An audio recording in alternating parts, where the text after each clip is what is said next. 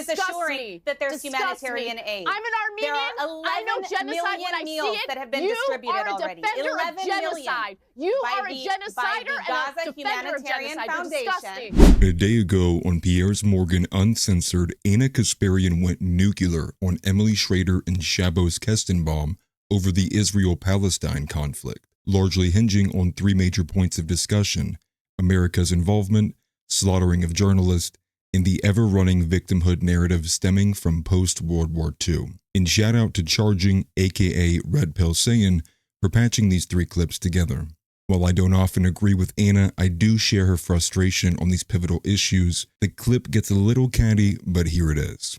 I just want to mention quickly that Emily is one of these Israelis who's going around doing propaganda tours on manufacturing consent for the United States to go to war with Iran on behalf of Israel. We can't make the same mistake that we did in Iraq. We should not go to war in Iran on behalf of Israel. If Israel wants to go to war with Iran, they should do it themselves without our military support, and that includes taxpayer dollars. Go do it on your own. Go ahead and enlist, baby girl. Go do your thing. But leave America out of it. Our men and women in our armed forces shouldn't die on behalf of your country, period. Okay. From this Israeli-backed organization, which, of course, is able to even exist because they defamed UNRWA. They starved Palestinians for months. Shut up. They starved Palestinians for months.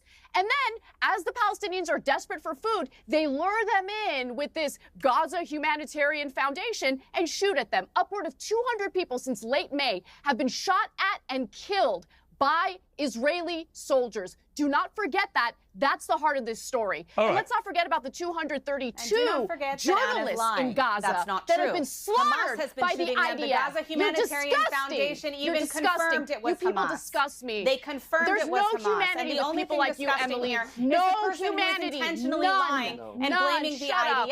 I can't even handle your voice. Is the one who is assuring that there's humanitarian aid. I'm an Armenian. There are 11 I know genocide when I see meals it. that have been distributed already. 11 genocide. You are a genocider Gaza and a defender of Humanitarian genocide. Foundation. Disgusting. I know you don't like facts, Anna, but this is the reality. The only person who is threatening, the only group because that's ethnic cleansing. Shabbos, so I don't all right, Shabbos. Hang on. The most offensive part about this entire conversation is how people insult our intelligence as if we're morons and we don't see clearly what is happening on the ground right now. We see it clearly. The international community sees it clearly. The only reason why our politicians here in the United States back Israel, regardless of what it does, whether we're dealing with Democrats or Republicans, is because they're all bought. But the international community sees what's going on for what it is. And it is a genocide. There's an attempted ethnic cleansing. And I'm sorry, but Egypt's not interested in aiding and abetting the ethnic cleansing of Palestinians from Gaza on behalf of the Israeli government. Not interested. No, actually, Egypt is not interested in welcoming the Palestinian people, which is why they bombed Rafah 20 years ago. But the mainstream media never spoke about it because it really didn't ruin the narrative. And the second point I want to say is if that argument, Anna, that you are using was used in the 1930s and 40s, that Jews should not be safely evacuated to the United States. Right, I know. One trick pony. They need to stay in Germany. They need to stay in Poland. Otherwise, it's an ethnic cleansing. What a ridiculous argument. You're not going to silence my ass by invoking the Holocaust or calling me an anti-Semite. I don't give a shit. Okay, I see what's happening clearly. I'm going to speak up about it, and no one's going to shut me up. Period. End of story. We see what's going on. The entire international community sees what's happening. The Israeli government wants to genocide and ethnically cleanse Palestinians, not just from Gaza, but the West Bank too. Look at the terror they're dealing with in the West Bank. Hang on, Shabbos, please. Hang on. The first topic hit in this clip: America's involvement. Kasparian argues first that Emily Schrader is essentially a propagandist whose purpose is to manufacture consent here in America to convince the populace that it is in the West's interest to fight Israel's wars for them. Furthermore, she poses that Israel should fight its own battles without the cost of American lives and tax dollars, a sentiment seemingly shared across both the Gen Z left and the Gen Z right that is largely captured by memes such as the one on screen, "I'm not dying for Israel." I could not agree more with Anna's take here. The second topic hit in this clip: the mass killing of journalists. Although Anna largely focused on the genocidal aspects of the Palestinian people, she mentions, let's not forget the 232 journalists in Gaza who were slaughtered. The specific number varies depending on the news outlet. However, the most widely referenced report from these news outlets comes from the Committee to Protect Journalists, who writes, as of June 9, 2025, CPJ's preliminary investigations showed at least 184 journalists and media workers, 181 in our database and 3 new cases, were among the more than tens of thousands killed in Gaza, the West Bank, Israel, and Lebanon since the war began, making it the deadliest period for journalists since CPJ began gathering data in 1992. A secondary report from the Watson Institute for International and Public Affairs, which is housed under Brown University, provides a full paper and charts that explore the CPJ's database, coming to the earlier reference figure of 232 journalists killed in Gaza since October 7th. Piers Morgan notably jumped off of the fence over the Israel-Palestine conflict several days ago over this issue in particular, where he got into a heated spat with Natasha Hausdorff, calling her argument bullshit. Here's the clip. Israel has decided no journalists from outside can go in. For 3 reasons. And make that assessment themselves. Yes. What right does Israel have to do that? For 3 reasons. Will you allow me to finish? Well, there are no reasons. Well, you've it's just none asked of your business whether the journalists view their safety as being at risk. I'm sorry, you haven't heard the reasons yet. The first, of course, is the safety of the journalists, and I appreciate you don't accept that. The second... I think it's a load of nonsense. The second is the safety... The idea you're doing is that some quaint concern for the safety of journalists is bullshit. That was reason number one.